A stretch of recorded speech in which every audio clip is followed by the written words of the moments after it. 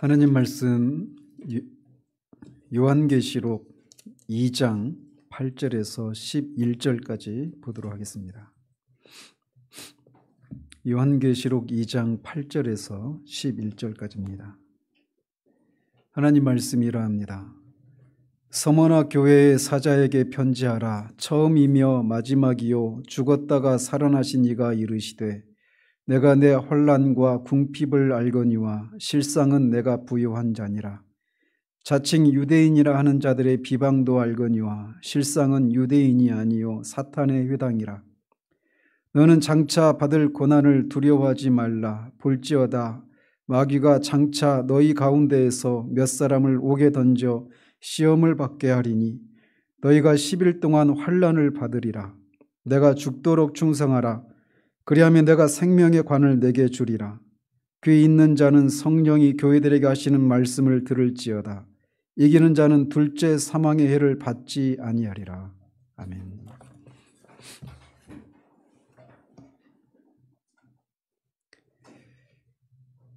오늘은 설립 9주년이 되는 주일입니다. 제가 막 갑자기 마음이 격해져서 좀 당황스러웠을 텐데 9년이 짧으면 짧고 길면 깁니다. 100년이 넘는 그런 교회들 앞에서 정말 9년 하고 무슨 명함을 내밀 수도 없는 그런 짧은 기간일 수도 있는데 이 기간 동안 하나님이 우리를 또 지켜주시고 또 이렇게 하나님 앞에 설립 감사 예배로 드릴 수 있어서 감사한 마음이 최소한 제 안에는 있습니다. 여러분의 마음 가운데도 있으시죠? 돌아보면 끊임없는 그런 싸움의 연속입니다. 제가 지난 2주 전부터 유튜브를 통해서 알게 된 그 목사님 강의를 제가 지금 열심히 듣고 있습니다. 한 수십 편 지금 들었는데 연세가 88세가 되신 분이세요. 제가 그분을 다 알 수는 없죠. 이제 겨우 2주밖에 안 됐으니까. 그런데 이제 그런 말씀을 들으면서 제가 이제 창세기 강의하면서 차차 말씀을 드리겠지만 저는 한 20 몇 년 전부터 있었던 그 제 안에 가지고 있었던 그 갈급함이 막 저한테 이렇게 채워지는 그런 경험을 요즘 하고 있습니다. 그러니까 여러분이 생각하시는 것처럼 제가 힘든 시간 이렇게 보내고 있다고 생각하지 않으시기를 바라요. 창세기 준비하면서 오히려 저는 말씀을 전하는 일에 있어서 얼마나 더 큰 내가 그런 사명감을 가져야 되는가 이런 것들을 오히려 더 생각하고 오히려 이렇게 창세기 강해를 하기 시작하면서 여러분들 안에 또 우리 교회 안에도 어떤 변화들이 일어나지 않을까라고 하는 그런 하나님 앞에서의 그런 그 강한 소망이 막 생겨나고 그런 시간들을 보내고 있습니다. 근데 어쨌든 그래서 그분 강의를 막 듣다가 어떤 예화를 그분이 하시는 말씀을 이렇게 듣게 되잖아요. 개인적인 얘기도. 근데 그분이 이제 하시는 일이 두란노 성경 연구원이라고 하는 걸 하시는데 거기서 70 이제 은퇴하신 후에 하신 것 같아요. 10몇 년 되셨다고 하니까. 근데 그렇게 하시면서 당신이 이거를 계속 해야 되는가라고 하는 그런 회의가 하나님 앞에 이제 들면서 하나님 앞에 그런 질문을 던졌다고 하시는 그런 말씀을 들었습니다. 그러면서 그분이 그런 얘기를 하시면서 제가 위로가 되는 거예요. 목회 경력이 진짜 그야말로 속된 말로 짬밥이 수십 년이시고 그렇게 연세가 많으신데도 당신이 하시는 일들에 대해서 이걸 내가 계속 하는 게 맞나? 라고 하는 그런 회의가 밀려왔다고 하는 부분에서 나만 그러는 게 아니구나. 이런 데서 오는 그런 위로. 이거를 받곤 했습니다. 저는 제가 이 목회자로 하나님이 나를 부르셨다라고 하는 것에 대해서 저는 거의 이렇게 흔들림이 없었습니다. 하나님 그 소명을 생각할 때는 내적 소명과 외적 소명을 얘기하잖아요. 그래서 먼저는 내 안에서 하나님께서 나를 이 말씀을 전하는 일로 부르셨구나라고 하는 것이 제 안에서부터 시작될 수도 있고 또는 밖에서 누군가가 저에게 너는 목회자로 하나님이 부르신 것 같아. 이런 것이 밖에 사람으로부터도 이렇게 올 수 있습니다. 근데 저는 두 가지 다 있었어요.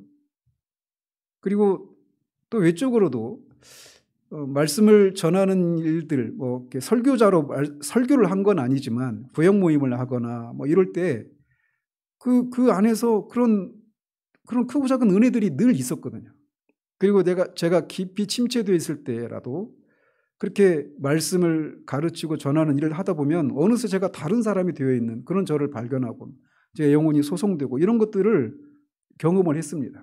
더더군다나 그분이 이제 하시는 것 중에 여러분 축구 선수 중에 이영무라고 하는 옛날 선수인데 혹시 아세요? 연세가 이영무라고 하는 선수를 아신 분은 연식이 오래되신 분이에요. 근데 그 이영무라는 축구 선수가 그 축구 대표팀에서 이제 회심을 한 거예요. 그러다 보니까 이제 축구는 부업이 되고 전도가 전업이 될 정도로 그렇게 막 전도에 대한 열심이 많았다고 합니다. 근데 계속 이제 사람들 만나면 온통 복음을 전하고 막 자기가 만난 예수를 증거하고 이런 일들을 하니까 너무 이제 막 속된 말로 좀 나대지 말라 이런 어떤 핀잔도 듣고 그랬던 모양이에요. 특별히 이제 자기보다 오래된 그런 신앙의 선배들로부터 그런 얘기를 들으니까 자기는 이제 얼마 안 됐으니까 나같이 예수 믿으면 안 되는가 보다 하고 이제 잠잠했대요. 근데 어느 날 이 간증집을 이렇게 읽다가 보는데 그 주변에 글씨가 하나도 없고 그냥 그 글씨만 딱 들어오더래요. 왜냐하면 진리를 알고도 전하지 않는 게 죄다. 이런 말씀이 딱 읽히면서 이거 내가 복음을 전하지 않는 게 잘못이구나, 죄구나 라고 하면서 다시 복음을 전했다라는 거예요. 근데 나중에 그 책을 다시 읽는데 온통 글씨 투성인 거예요. 그걸 찾으려고 하는데 없는 거예요. 그러니까 성령께서 특별한 그런 역사를 하신 거죠. 저한테도 그런 게 있었습니다. 예레미야를 읽다가 예레미야에서 저는 분명히 읽었거든요. 내가 너를 이스라엘 가운데 보내는 것은 내가 너로 하나님의 살아계심을 믿고 증거하게 하려 하심이라. 성경 말씀 같죠.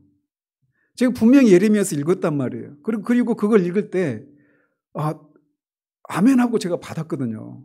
나를 예레미야만 그런 것이 아니라 나도 이스라엘에게 하나님의 백성들에게 가서 복음을 전하도록 나를 부르셨구나. 이것을 읽으면서 제가 확신했단 말이에요. 여러분 한번 찾아보세요. 있는지. 없어요. 하면서 이런 것들이 있어서 저는 소명에 대해서는 그렇게 막 의심을 하거나 회의에 빠지거나 이런 적이 없었어요. 작년에 그런 일이 생겼습니다. 한 번도 목회가 힘들고 뭐 이런 건 있었어도 소명 자체에 대해서 흔들리거나 의심이 들고 이런 거는 없었단 말이에요. 근데 작년에 그게 막 생기는 거예요. 그러면서 내가 목회를 하는 게 맞나? 그리고 이제 우리 보이는 현실들을 보면서 내가 이렇게 오히려 복음을 전하는 것 때문에 하나님의 영광을 가리고 복음의 그 영광스러움과 그 풍성함과 그 능력을 오히려 나 때문에 그런 것들의 어떤 저해를 받고 있는 건 아닌가라고 하는 그런 생각들이 밀려오면서 목회를 내가 안 해야 되겠다 이런 생각을 했었습니다. 무섭죠. 근데 제가 작년에 그런 시간을 지났었어요. 근데 지났어요. 그러니까 지금 그렇다는 게 아니에요.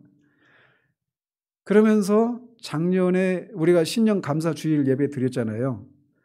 자기 십자가를 지고 겸손함을 배우는 한 해가 되자 이런 말씀을 전했잖아요. 제 안에 여전히 제가 그게 있는 거예요. 그러니까 하나님 앞에서 제가 멀쩡한 직장 다니다가 그만두고 스스로 가난한 그 길을 택하고 또 제가 얘기하자면 길죠. 근데 어쨌든 그러면서 그래도 이 정도는 해 주셔야지라고 하는 이런 마음이 있는 거예요, 제 안에. 그러니까 이제 제 안에 그런 감사도 없고 막 그랬던 거죠. 그러다가 이제 그 책을 읽으면서 제 안에 있는 교만함을 다시 한번 또 발견한 거예요. 뭐 없었던 교만함이 새롭게 발견된 게 아니라 원래 있었는데 그걸 이제 새롭게 또 발견한 거죠. 그러면서 작년까지는 내가 딱 10년까지만 하고 그래도 안 되면 이제 이건 아니다. 이런 사인으로 알고 그만둬야지. 이런 생각을 했었어요. 했었다고요. 지금은 안 그래요. 그런 말씀을 그것도 제가 그 책을 만난 것도 하나님의 섭리죠. 그 토마스 버스던의 고난을 통해 나타난 하나님의 은혜의 경륜이라고 하는 책, 여러분 꼭 읽어보시기 바라요. 그 책을 통해서 제 안에 있는 그 본질적인, 내가 힘들어하는 본질적인 원인이 뭔가를 발견한 거예요.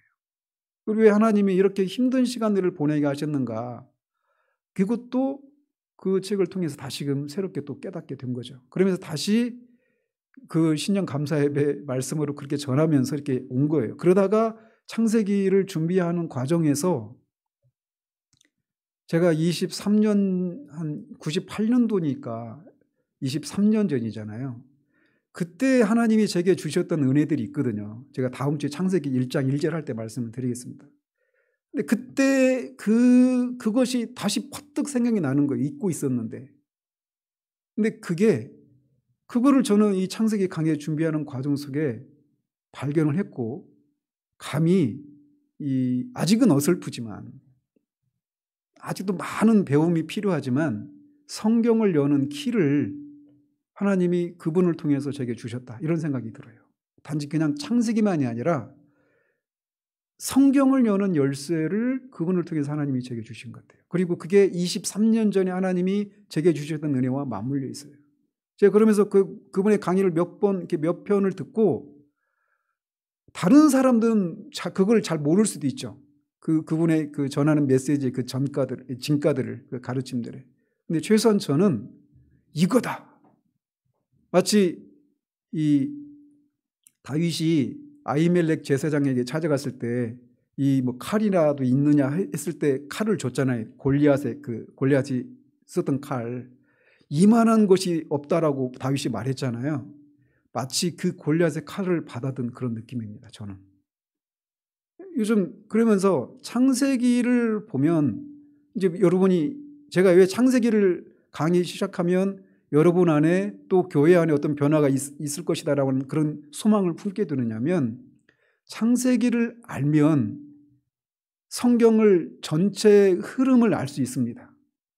성경을 전체 흐름을 알게 되면 그냥 단지 그냥 어떤 성경의 어떤 맥을 짚는 이런 정도가 아니라 세상 돌아가는 이치나 이런 것들이 보이게 되어 있어요. 왜? 하나님이 그걸 통해서 하나님이 이 세상을, 또 특별히 하나님의 왕국을 어떻게 건설하시고 하나님의 왕국이 어떤 과정을 통해서 하나님이 그 계획하신 그 완성된 하나님의 왕국이 될 것인가를 성경을 통해 말씀해 주셨거든요.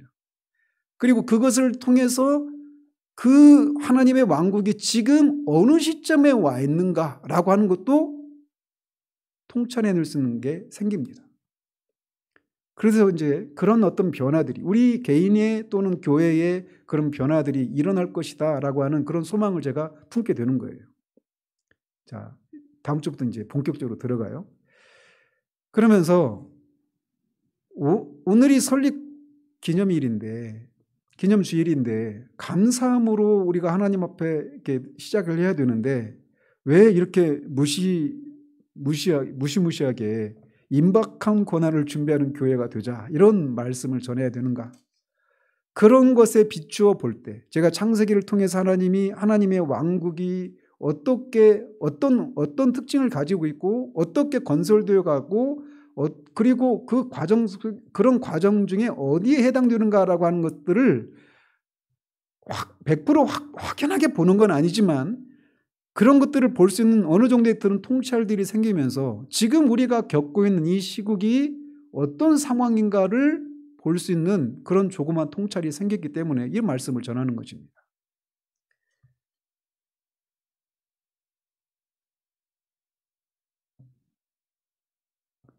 그리고 그것이 오늘 본문에서 서머나 교회를 향해서 주님께서 장차 받을 고난을 두려워하지 말라라고 하는 이 말씀이 지금 우리 시대의 한국교회를 향해, 또는 다른 하나님의 교회들을 향해 주님이 주시는 메시지가 아닌가라고 하는 그런 생각을, 확신을 가지게 되었기 때문에 그렇습니다.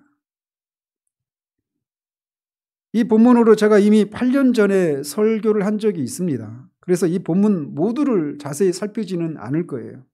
다만 서문학교회를 향해서 하시는 주님의 말씀을 우리 시대의 교회들이 들어야 할 때가 지금이라고 생각을 해서, 그렇다면 임박한 이 장차 임할 그 고난을 우리가 준비하고, 그래서 두려워하지 않을 수 있는 그런 준비를, 마음의 준비를 해야 된다라고 하는 차원에서 말씀을 살피려고 하는 겁니다.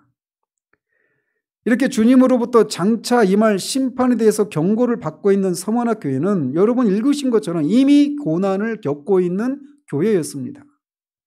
그들에게는 궁핍함이라고 하는 고난을 그들은 지금 겪고 있었어요. 여기서 말하는 궁핍함은 단지 그냥 쓰고 싶은 거 못 쓰고 사고 싶은 거 못 사고 이런 정도, 어떤 뭔가 그래도 먹고는 사는데 어떤 좀 꼭 필요하지 않은 이런 것들을 누리지 못하는 정도의 궁핍함이 아닙니다. 말 그대로 찢어지게 가난한 거예요. 여기서 말하는 궁핍함이라고 하는 게. 특별히 이 서머나라고 하는 이 도시는 항구 도시였어요. 그래서 언제나 역사 동서고금을 막론하고 항구 도시들은 다 상업이 성행하는 도시들이기 때문에 대부분 다 경제적으로 부유한 도시들입니다. 어디를 가도 다 그래요. 지금도 그렇고. 동서고금을 막론하고 항상 그렇습니다. 그런데 그런 도시에 살고 있는 서머나 교회가 찢어지게 가난한 그런 상황 가운데 있었던 것은, 이 고린도 교회를 구성하고 있는 사람들은 대부분 노예들이나 사회적으로 아주 신분이 낮은 그런 사람들이어서 경제력이 없는 그런 사람들이었기 때문에 극심한 그런 궁핍함을 겪었던 사람들이었지만, 이 서머나 교회는 그런 사람들이 아니었습니다. 그들이 겪는 이 경제적인 어려움은 당시 초대교회 중에 요한계시록에 기록된 그 일곱 교회 중에 라오디게아 교회를 제외하면 다 경제적인 어려움을 겪고 있었습니다. 그 이유가 무엇이었냐면, 뒤에 이제 13장에 나오는 것처럼 그들은 주로 신앙이라고 예수 그리스도를 믿는 이 신앙 때문에 겪는 그런, 거기서 오는 그런 궁핍함이었어요. 뒤에 13장에 보면은 짐승의 표라고 말하는 그 666이라고 하는 짐승의 표를 받지 않으면 매매를 못하게 되는 일이 있잖아요. 그 상거래를 못하는 거예요. 짐승의 표를 받지 못하면 666을. 그래서 그리스도인들과 거래를 하지 못하는 거예요. 상업 도시에서 그 상업 행위를 못하면 당연히 가난할 수밖에 없죠. 그들이 겪고 있었던 궁핍은 이미 신앙 때문에 겪는 궁핍이었습니다. 또 그들은 자칭 유대인이라 하는 자들의 비방도 있었다라고 말을 합니다. 비방이라고 하는 것은 모독 또는 중상모략 이런 걸 말하는 거예요. 그런데 우리가 갈라디아서나 이런 사도행전이나 이런 걸 읽어보면 항상 초대교회에서 교회를 가장 핍박했던 사람들이 유대인들이었습니다. 근데 그들의 입장에서 보면, 유대인의 입장에서 보면 기독교인들은 신성 모독을 하는 이단아들이었습니다. 이스라엘의 유대교의 가장 중심 구절이 있다라면 신명기 6장 4절이에요. 쉐마 이스라엘로 시작하는, 들으라 이스라엘아 우리 하나님 여호와는 오직 유일한 여호와이시니. 이게 그들의 중심 구절이에요. 여호와 하나님은 한 분이십니다. 그런데 보이지 않는 하나님이신데, 그 하나님이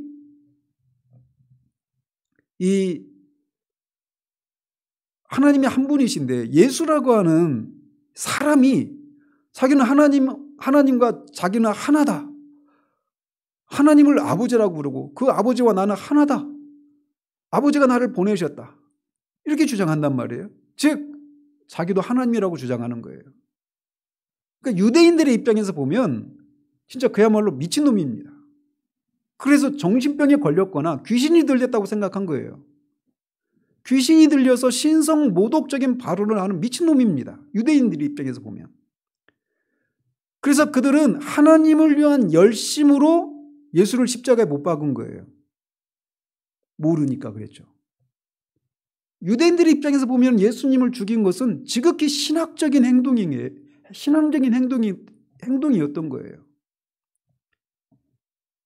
그래서 이 쉐마라고 하는 게 쉐마 이스라엘, 쉐마송이라고 하는 그런 유명한 찬송이 있어요, 이스라엘에.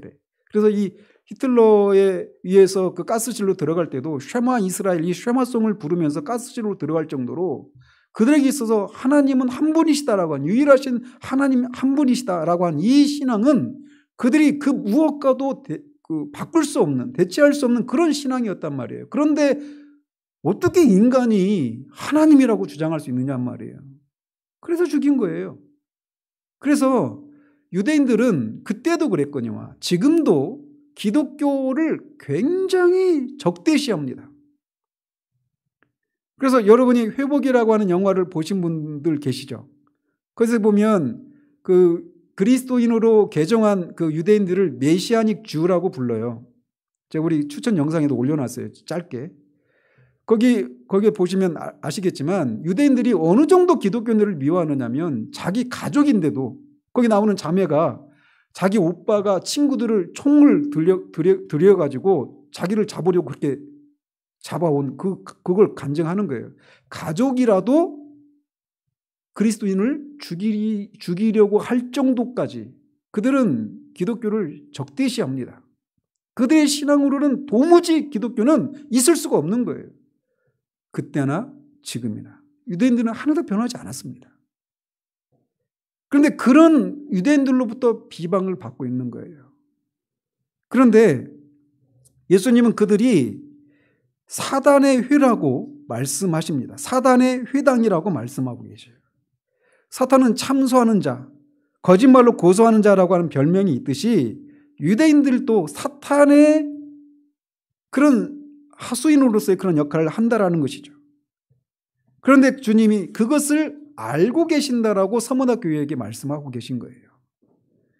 그리고 그들이 말하는 또 환란이 있었는데 그 환란이 궁핍과 유대인의 핍박도 있었지만 이 환란 자체가 또 다른 어떤 환란의 한 형태예요. 이게 뭐냐면 이때가 이 로마의 그 도미티안이라고 하는 황제 때 일이거든요. 근데 그 도미티안 황제는 황제 숭배를 강요했던 황제입니다. 그런데 그 서머나고 하는 서머나 도시에 황제를 섬기는 신전이 있었어요. 그러니까 거기에서 황제가 주다라고 하는 이런 신앙 고백을 하지 않으면 그들은 죽거나 그렇게 완전히 사회적으로 매장을 당하는 그런 환란을, 신앙적인 위기를 겪고 있었던 사람들이 서머나 교회들이에요. 그런데 우리가 소설에서는 이렇게 그런 극한 그런 어떤 환란을 당할 때 우리가 그 다음에 일어날 그 상황은 극적인 반전을 통해서 어떤 승리를 구가하는 이런 모습이 기대될 것인데 성경은 현실적이거든요. 그러면서 그런 그들에게 장차 너희들에게 임할 진노가 있다, 심판이 있다, 고난이 있다라고 말씀하신다라는 거예요. 이미 고난을 받고 있는데 주님을 위해서 더 큰 고난이 그들 앞에 기다리고 있다라고 말을 해요. 마귀가 장차 너희 가운데서 몇 사람을 옥에 던져서 시험을 받게 할 것인데 두려워하지 말고 죽도록 충성하라라고 말하고 있어요. 도망가라고도 말씀하시지 않습니다. 죽도록 충성하라고 말씀하고 계셔요. 우리는 여기에서 한 가지 중요한 사실을 알 수 있습니다. 그것은 그리스도인은, 교회는 주님을 인해서 이 세상에서 고난을 겪게 되었다라고 하는 사실이에요. 그리스도인들이 이 세상에서 고난을 받게 되었다라고 하는 것은 성경에 수도 없이 많이 등장합니다. 그래서 사도 바울이 말한 것처럼 무릇 그리스도 안에서 경건하게 살고자 하는 자들은 박해를 받는다라고 말씀하셔요. 그리고 주님도 제자가 스승보다 낫지 못하고 종이 주인보다 낫지 못하다라고 말씀하시면서 스승이시고 주인이신 주님이 이 세상에서 핍박을 받았다라면 나의 제자들이고 나의 종된 너희들도 내가 받았던 것 이상의 삶을 기대해서는 안 된다라고 말씀하셔요. 그래서 그리스도를 따르는 사람들은 우리의 대장 되신 그리스도처럼 다 고난을 받게 되어 있습니다. 그런데 이게 어디서부터 그 기원을 하느냐면 창세기에 이미 그것을 말씀하고 계시단 말이에요. 우리가 이제 다음에 살피겠지만 저녁이 되고 아침이 된다. 저녁은 고난을 상징합니다. 그리고 고난 다음에 영광의 아침이 오는 거예요. 그러니까 고난이 없는 기독교는 가짜입니다. 그러니까 오늘날 예수 잘 믿어서 여러 가지 재앙이 액이 자기한테 오지 않고 또 복을 구하는 그런 기복적이고 번영신학, 이거는 다 가짜입니다. 그런 말씀을 전하는 사람들은 사람들을 속이는 사기꾼들이에요. 종교 사기꾼들이라고 말할 수 있어요.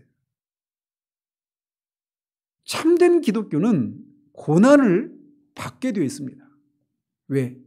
그러면서 그 고난을 받는데 여러분이 성경을 창세기 3장 15절에서 하나님이 모원역이라고 하는 것을 말씀하시잖아요. 여자의 후손이 뱀의 머리를 상하게 할 것이다. 뱀은 여자의 후손의 발 뒤꿈치를 상하게 할 것이다. 그리고 여자의 후손과 뱀의 후손이 서로 원수가 되어서 서로 싸울 것이다 라고 말씀하셔요. 그리고 처음에 나타나는 사건이 뭐냐면 가인과 아벨 사건입니다. 가인은 뱀의 후손이고 아벨은 여자의 후손이에요. 어떻게 됐는지 아시죠? 뱀의 후손인 가인이 여자의 후손인 아벨을 돌로 쳐서 죽여버립니다. 우리가 기대하는 건 여자의 후손, 하나님의 편에 서 있는 하나님의 백성이 당연히 승리해야 되잖아요.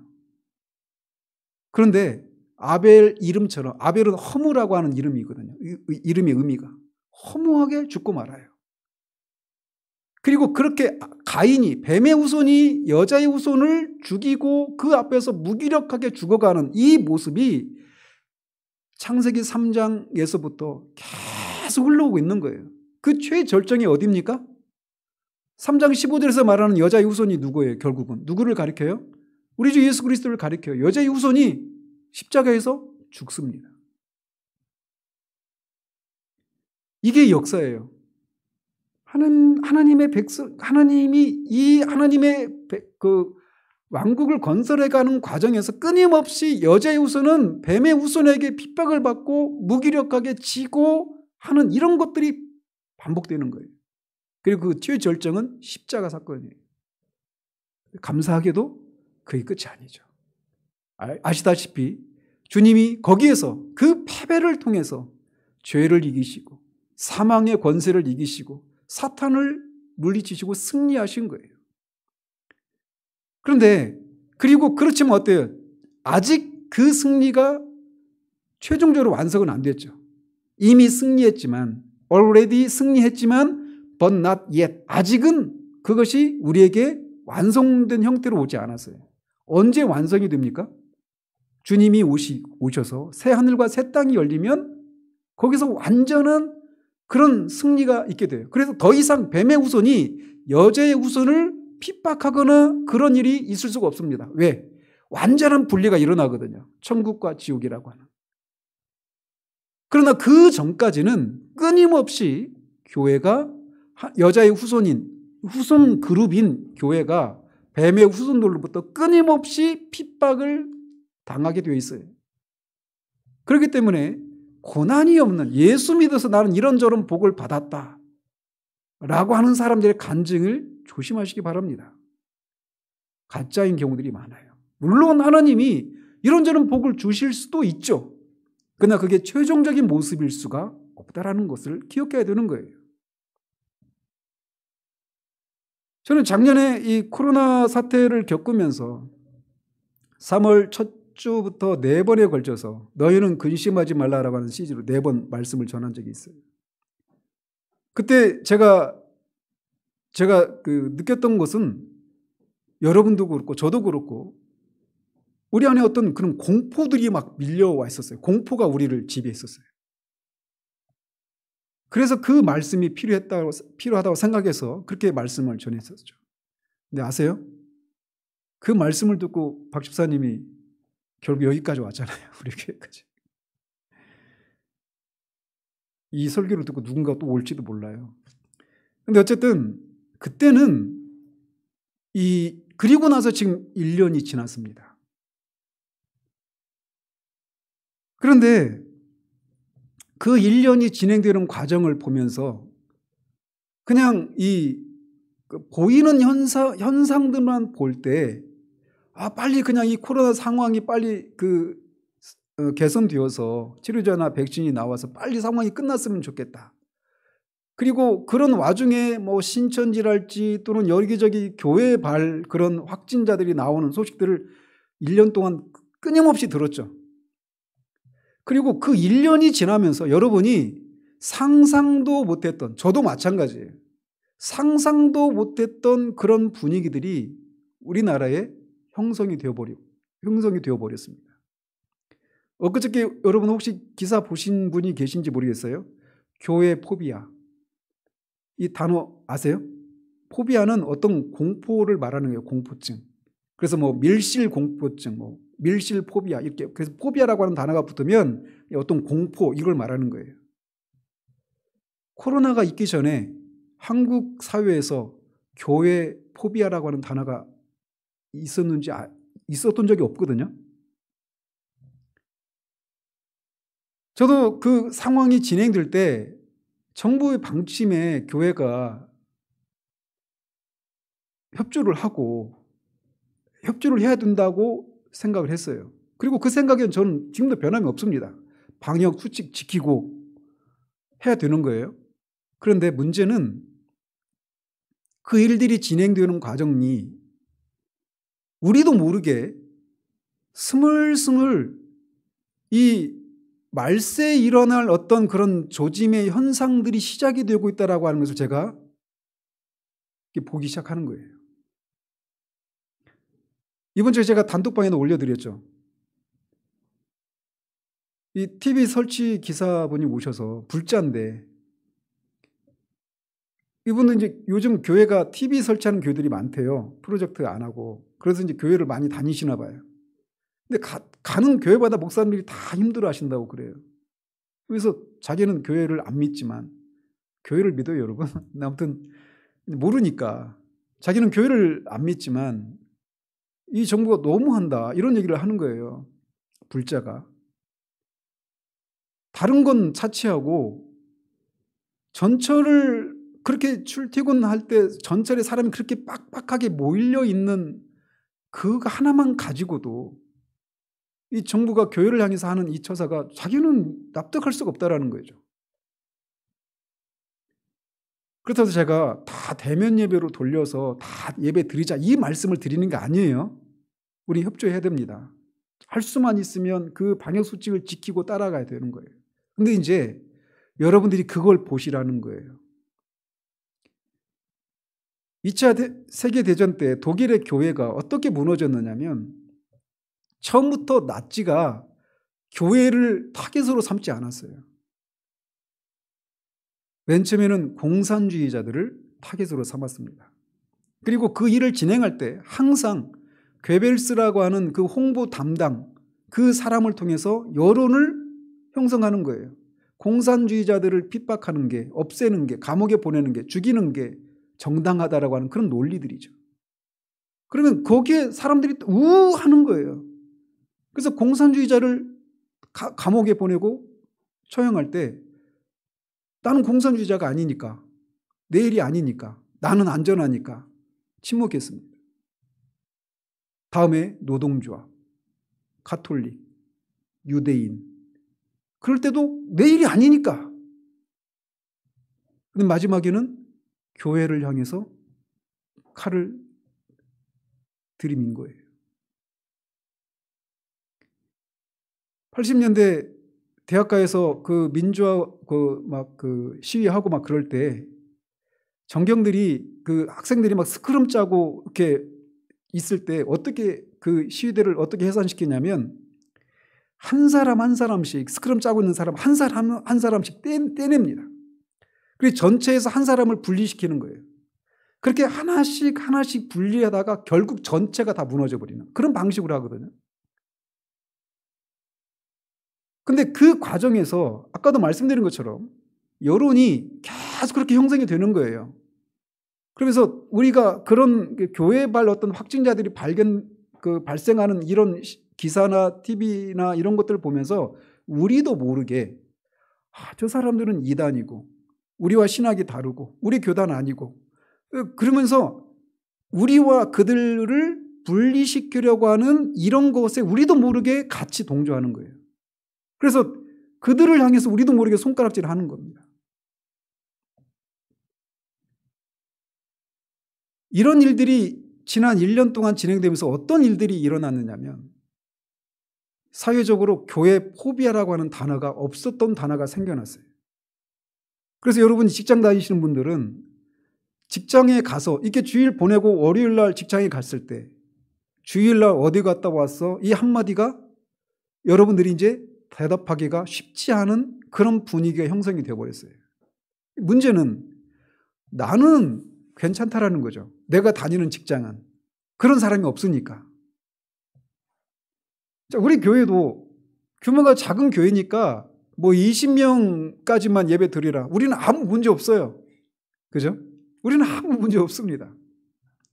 그런데 좌석이 막 몇천석 되는 그런 교회들 있잖아요. 거기서 20명. 전철에 사람 미어 터지는 그거. 직장에서 직장이나 이런 데서는 확진자가 안 생깁니까? 제가 말씀드리고 싶은 건 뭐냐면 우리도 모르게 나는 괜찮으니까.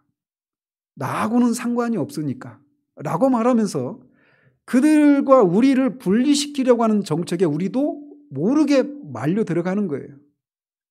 그러면서 요즘 막 예배 회복 운동하고 하시는 분들이 계시거든요. 근데 우리가 언론을 통해서 받는 인상은 뭐냐면 저 사람 너무 막 불합리하고 부당한 요구를 하고 있는 것 같고 이런 생각을 하는 거예요. 근데 그분들의 주장이 여러분이 객관적이 되어서 들어보시면 결코 무리한 주장이 아닌 거예요. 5천 명이 넘는 교회에서 어떤 목사님이 하시는데 부산에 어떤 교회가 있는데 그 5천 명이 넘는 거기에 3m씩 떼서 앉아도 1,000명 이상이 들어가요, 공간이. 근데 20명 들이래요. 이게 말이 되냐고요. 말이 돼요? 말이 된다고 생각하는 것 자체가 이미 우리가 그냥 거기에 젖어 들어가 버리는 거예요. 그럼 그분이 그냥 마스크 안 쓰고 방역수칙 안 지키고 하자는 얘기냐? 아닌 거예요. 하자라는 거예요, 그거를. 그런데 우리도 모르게 어떤 생각들을 가지고 있느냐면 세상 사람들이 생각하는 것처럼 아니 이 시국에 꼭 예배를 그렇게 드려야 돼? 이런 생각을 하는 거예요. 근데 이 생각이 우리도 모르게 갖기 시작한다는 겁니다. 우리가 왜 예배를 드려야 합니까? 창세기 1장 1절이 우리에게 그걸 말해주고 있기 때문이에요. 태초에 하나님이 천지를 창조하셨다라고 선언하고 계십니다. 그 얘기는 하나님이 모든 피조물과 인간의 주인이시라는 거예요. 절대적인 주권을 가지신 분이시라는 겁니다. 그러면 그 절대적인 주권을 가지신 하나님을 향한 피조물들의 반응은 무엇이냐면 그분의 주인 되심을 인정하는 거예요. 그분의 주권을 인정하는 가장 대표적인 행위가 무엇입니까? 예배입니다. 그분을 경배하고 그분을 섬기는 거예요. 그게 피조물의 존재 이유입니다. 그런데 이 시국에 꼭 예배를 드려야 돼? 물론 온라인으로 예배 드리면 예배가 아니냐. 이걸 말씀드리는 게 아닙니다. 온라인으로 예배 드릴 수 있죠. 우리도 그렇게 했잖아요. 하고 있고 지금도. 근데 문제는 그 인식이 우리도 모르게 스물스물 들어와 있다는 거예요. 그리고 보여주는 것만 보고 보여주는 것을 통해서 의도한 것만 생각하게 된다는 겁니다. 그러면서 1년이 지나면서 이제 월요일 날 출근하는 것이 걱정이 생겨버린 시대가 되어버렸어요. 어제 교회 갔다 왔어? 제가 직장생활 10년을 하면서 가장 힘들었던 게 그거였거든요. 몇 번 말씀드렸죠. 저는 직장 다니는 게 너무 두려웠습니다. 문을 여는 게. 사무실 문을 여는 게 두려웠어요. 첫날부터 제 앞에 한 술잔이 40잔이 쌓여있는 거예요. 신입사원 환영이 갔는데. 신입사원이니까 와서 술 마시라고 권하는데 저는 신앙적인 이유로 못 마십니다. 죄송합니다. 오는 사람마다 술잔 놓고 가는 거예요. 40잔이 쌓여있는 거예요. 그때 얼마나 울면서 집에 왔는지 무서워서. 여러분 이제 그런 세상이 열린 거예요. 이 코로나 끝나면 교회를 향한 그런 시선이 바뀔 것 같습니까? 저는 그렇지 않다고 봐요. 점점 말세가 다가오면 말세에 일어날 여러 가지 그 징조들이 있는데 뭐 지진이나 뭐 태풍이나 이런 것 같은 대재앙들이 자연재해가 일어나고 또 전염병과 같은 것들이 창궐하고 물리적인 그런 변화들이 있다라면 핍박이 일어나요. 그리고 대대적인 배교가 일어납니다. 대대적인 배교가 한국에만 있으면 배교라고 하는 것이 아직도 우리에게 그렇게 피부적으로 다가오지 않을 수 있어요. 근데 큰 그림을 보십시오. 복음이 예루살렘에서 시작해서 사마리아로 온 유다로 사마리아로 그다음에 온 세상으로 퍼져갔잖아요. 그러면서 온 세상에 처음이 그 소아시아 지역이었죠. 그러니까 오늘날 그 중동 지역이었단 말이에요. 터키를 중심으로 한. 그리고 나서 처음으로 들어간 게 빌립보 교회예요. 유럽에. 그리고 유럽에서 대상을 건너서 미국으로 들어가서 미국에서 다시 여기까지 온 거예요. 태평양 건너가지고 우리나라까지. 복음이 지나갔던 그 교회, 지금 현재 교회를 보십시오. 유럽의 교회가 어떤 현실인지 아십니까? 우리 집사님 유럽 여행 갔다 오셨죠? 유럽의 그 교회들이 영국 같은 경우에 로이드 존스 목사님, 기라성 같은 청교도들을 배출했던 교회잖아요. 나라잖아요. 주일 예배 드리는 사람이 2% 미만입니다. 2% 미만. 그러니까 5천만이면 100만 명 정도 예배 드리는 거예요. 영국 전역에서. 미국 40대 이하의, 그래서 유럽은 그냥 복음이 완전히 그 교회가 초토화됐다라고 말할 수 있어요. 그래서 오히려 선교사들을 받아들여야 하는 그런 상황이 되어버렸습니다. 그러니까 이미 배교가 일어난 거예요. 거기는 끝난 겁니다. 교회가. 중동과 그 아시아 중심의 그 가장 세력을 형성하는 교회가 종교가 뭔지 아시죠? 이슬람이에요. 교회 없는 건 아닌데 거의 미미한 정도죠. 그리고 남아있는 게 이제 아메리카 지역이에요. 캐나다, 완전히 거기도 무너졌습니다. 그리고 미국이에요. 미국이 세계에서 가장 기독교인 숫자가 많아요. 근데 그것도 40대 이하 미국인 중에 교회를 정기적으로 그 출석하는 사람이 얼마 정도 되시는지 한번 짐작이나 해보셨어요? 4% 미만이랍니다. 그리고 미국의 교회, 그 학교, 고등학교나 고등학교 이하의 학교에서 한 반에 1명 정도 예수님 믿는데요. 그러면 40대들이 떠나면 어떻게 돼 있어요? 끝난 거죠. 유럽은 이미 교회가 다 뭐 디스코텍으로 뭐 모슬림 그 모스크로 바뀌고 뭐 그런 여러 가지로 뭐 박물관으로 바뀌고 그런 교회들이 허다합니다. 미국도 이미 그런 일들이 진행되고 있어요. 아직 우리나라는 그렇게까지 안 갔죠. 우리나라 전체적인 이 인구수에 비하면 우리나라 지금 한 10% 내에서 15% 정도 잡아요. 기독교인이. 중고등부 복음화율이 얼마나 되는지 아십니까? 우리나라? 1점 몇 프로인가 2% 미만이에요. 나는 믿고 있으니까 상관이 없죠. 근데 우리가 세상을 떠나면 한 세대 뒤면 교회가 빕니다. 얼마나 심각한 상황인지 아시겠죠? 이미 배교가 이미 시작됐어요.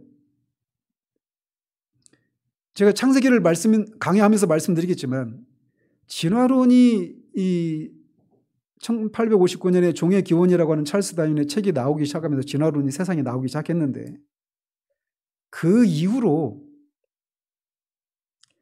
그 어떤 생각들이 사람들에게 이렇게 심어졌냐면 이 우주의 역사가 막 140억 년, 지구의 역사가 46억 년, 막 장구한 세월에 걸쳐서 형성이 된 거예요.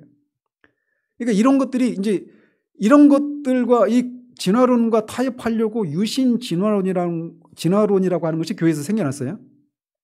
근데 그러면서 어떤 교회 안에 있는 사람들조차 어떤 생각들이 이렇게 생겨났냐면 이제 앞으로 역사적인 그런 사건이 뭐냐면 예수님의 재림이잖아요. 그죠? 예수님의 재림에 대해서도 임박한 재림이라고 하는 이런 생각이 사라져 버렸습니다.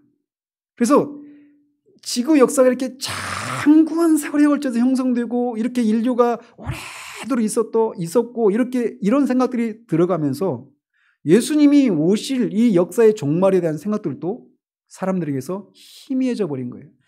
아직도 예수님이 오시려면 멀었다. 이 생각이 갖고 있는 거예요. 그런데 보십시오. 종말에 일어날 일들 중에 이 배교가 일어난다고 그랬잖아요. 대대적인 배교가. 지금 그렇게 일어나고 있다니까요. 우리가 여기 살고 있으니까 그걸 못 느끼는 거예요. 체감을 못 하는 거예요. 근데 큰 그림을 보셔야 되는 거예요. 판이 어떻게 돌아가고 있는지. 그리고 핍박이 심해져요.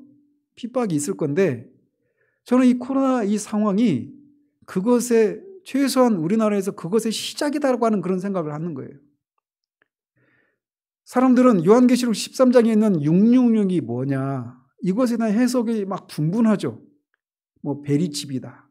또는 요즘에 뭐 백신에 뭐 어떤 그걸 넣어서 그 666 같은 그런 효과를 발휘한다. 그 백신을 맞지 말아야 된다. 이런 사람들도 있어요. 근데 그건 잘 모르겠어요, 제가. 근데 666이 뭔가는 모르겠지만 666, 그 짐승의 표라고 하는 666을 받는 게 구체적으로 뭔지는 모르겠어요. 그런데 그게 뭘 상징하는지는 압니다. 분명합니다. 뭡니까? 짐승의 표를 받은 사람들은 매매를 못해요.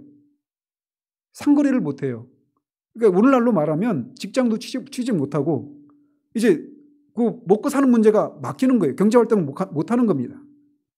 그래서 살려면 그게 뭔지는 모르지만 이거를 받아야 되는 거예요.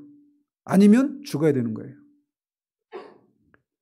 결국 666이 가리키는 건 뭐냐면 전체주의적인 그런 사고에 네가 동의를 하든지 그래서 살든지 아니면 거기에 네가 반해서 죽든지 양자택일을 하라는 거예요. 666이 뭐냐? 베리칩이냐 아니냐? 백신이 아니냐? 이게 중요한 게 아니라 판이 지금 어떻게 돌아가는가를 보라는 거예요. 그래서 전체주의적인 그런 사고들을 우리도 모르게 스물스물 받아들여지게 만드는 그런 일들이 전 세계적으로 지금 진행되고 있다는 겁니다. 우리나라 차별금지법이라고 하는 거 들어보셨죠? 차별 어떤 소수자들을 향한 뭐 성소수자든 어떤 뭐 장애를 가진 사람이든 난민이든 그런 소수자들 우리가 차별해서는 안 되잖아요. 그래서 겉모양은 차별을 금지하는 법이에요. 굉장히 인권에 기반한 그런 법인 것처럼 보이잖아요. 인권법처럼. 근데 결국은 그걸로 유럽의 이 모든 것들이 다 무너져 버렸습니다. 동성애가 하나님이 성경에서 말하는 죄다 이런 발언을 하면 감옥에 가야 돼요. 근데 우리나라가 지금 4번째 상정이 되어 있습니다. 지금. 3번 상정했다가 다 기각됐는데 지금 4번째 올라와 있어요. 여러분 이제 여기서 이제 그것도 뭐냐면 전체주의적인 그러니까 사회 전체 여론에 반하는 어떤 것들을 하면 이제 그 사람은 사회적으로 왕따가 되고 매장이 되는 그런 시대가 간다는 말이에요. 그런 시대로 간다는 말이에요. 점점 그렇게 가고 있어요, 지금. 여러분이 지금 제가 전하는 말씀을 지금 목사님이 갑자기 왜 그런 말을 할까 이렇게 생각하시는 분도 분명히 계실 거예요. 근데 흐름은 큰 판을 보시라는 겁니다. 근데 그런 것들이 진행될 때 다 합법의 탈을 쓰고 다가오기 때문에 그리고 합리적인 그런 탈을 쓰고 다가오기 때문에 당연히 그렇게 해야지 이렇게 오는 거예요. 그런데 그 배후에 있는 그 노림수들이 무엇인가를 우리가 읽어낼 수 있어야 된다는 거예요. 전체주의적인 그런 사고. 그래서 이 시국에 교회 가면 안 돼요. 이게 사회에 형성되어 있는 전체적인 생각입니다. 그 생각을 여러분이 깨고 교회에 와서 예배를 드려야 되는 상황이 되어버린 거예요. 이렇게 앞으로도 1년, 2년 가보십시오. 어떻게 되는지. 이번 주에도 나왔죠. 그 교회에 막 계란 던지고 막 그 목사 나와 하면서 막 했던, 우리 그렇게 될 거예요. 그리고 이미 어떤 교회들은 경찰이 들어갑니다. 예배드리는 현장에 경찰이 들이닥쳐요. 과장된 지어낸 얘기가 아닙니다. 실제로 있는 일입니다. 지금. 여러분, 경찰이 들어와서 예배 드리면 여러분 예배에 집중할 수 있겠어요? 그렇게 돼가고 있다니까요, 지금. 그래서 제가 정부 이 정책에 우리가 항거하자 이런 말씀을 드리는 게 아니에요. 판이 지금 어떻게 흘러가고 있는지, 그 와중에 우리가 어디에 서 있는가를 분별할 필요가 있다는 거예요. 전체 흐름에서 반하는 생각을 또는 주장을 하면 안 됩니다. 전체가 가고 있는 방향을 거슬러서 행동을 하면 안 되는 시대가 점점 우리 앞에 펼쳐지기 시작하고 있는 거예요. 제가 이 정부가 빨갱이다 이런 얘기를 하는 게 아닙니다. 이 흐름들을 잘 보시라는 거예요.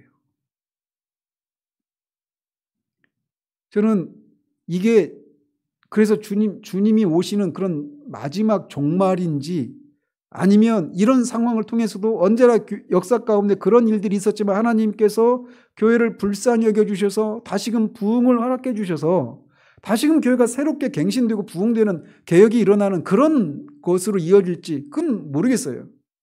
분명한 것은 그런 흐름들이 지금 진행되고 있다는 겁니다. 그런데 우리도 모르게 나는 그렇게 큰 영향을 안 받으니까 저 사람들은 저런 대우를 받을 만한 짓을 했어 라고 하는 생각을 가지고 그렇게 한 사람 한 사람이 전체 대열에서 그렇게 가톨릭이, 유대인들이, 이 나치가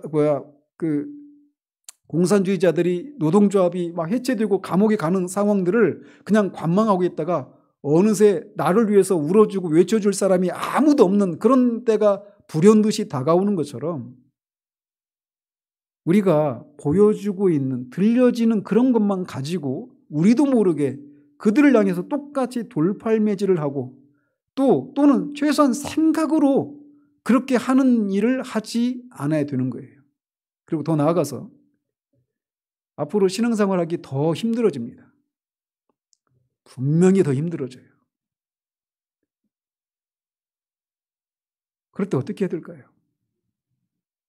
주님이 우리에게 이렇게 말씀하시는 주님이 나는 처음이요 마지막이다 라고 말씀하십니다.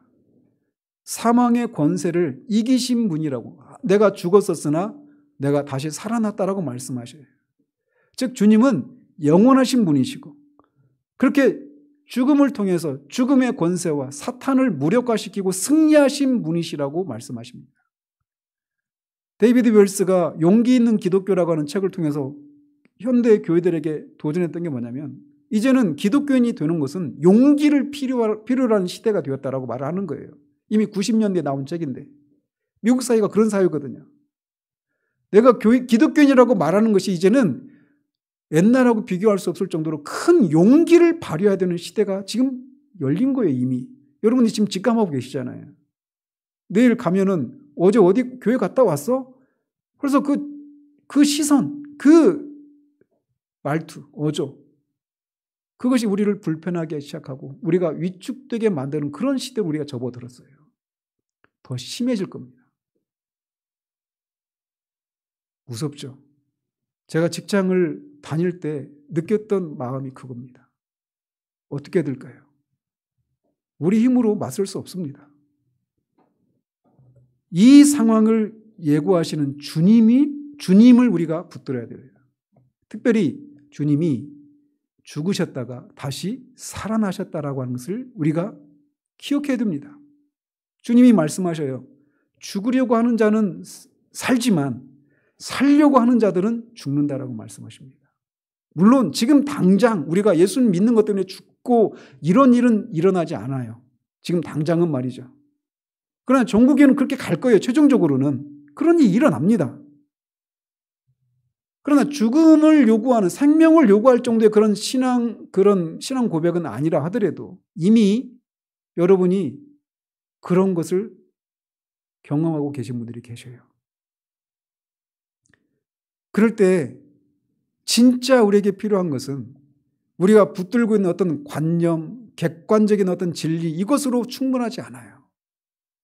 이렇게 말씀하시는 주님, 죽으셨지만 지금 살아나신 분, 그래서 사망의 열쇠를 쥐고 계시고 천국의 열쇠를 쥐고 계시는 그 주님을 우리가 실제적으로 우리들의 삶 가운데서 나의 주님으로 만나고 그 주님과 실제적인 그런 교제를 나누는 삶이 있어야 하는 거예요. 저는 직장생활 하면서 그렇게 울면서 시작했는데 10년을 마치면서 한 가지 고백할 수 있었던 것은 뭐냐?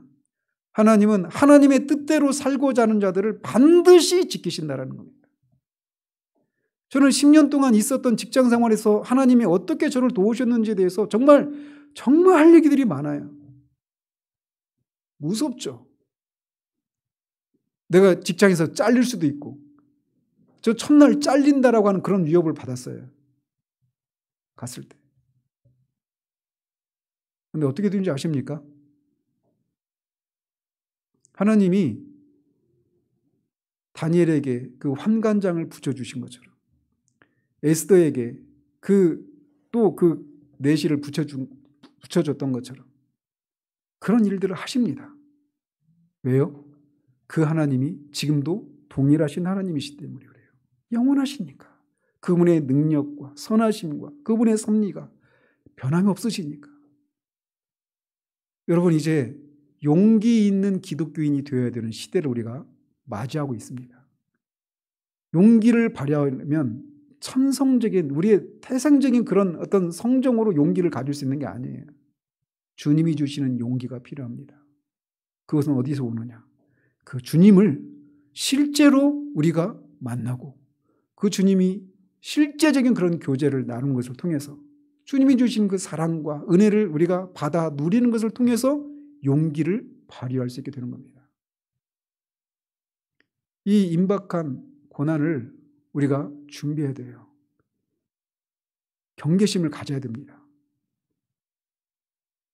그런 은혜가 우리 가운데 있어서 이 임박한 고난 앞에서 우리가 뒤로 물러가고 우리의 신앙을 포기하고 그런 우리들 아니기를 바라요. 용기를 발휘하는 자들에게 하나님의 역사가, 하나님의 도우심이 반드시 임합니다. 기도하겠습니다. 하나님 아버지,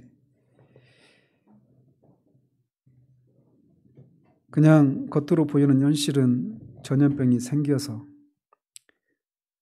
벌어진 상황들이지만 큰 틀을 보면 이 일들이 이제 앞으로 전체주의적인 전체와 함께 행동하고 전체와 같은 생각을 해야만 하고 전체와 같은 주장을 하지 않으면 사회적으로 왕따를 당하고 심지어는 교회 안에서조차도 문제를 일으키는 그런 그룹들로 사람으로 찍히게 되는 그런 시대가, 그런 서막이 열렸다라고 하는 것을 보게 됩니다. 우리에게 그런 것을 볼 수 있는 통찰력을 허락해 주셔서 우리가 지금 어느새 1년 전에는 생각하지도 못했던, 들어보지도 못했던 교회 포비아라고 하는 그 단어가 상징하는 것처럼 이제는 우리가 주일에 예배를 드리고 신앙생활 하는 것이 그 자체만, 그리스도인으로서의 삶을 살아가는 것은 고사하고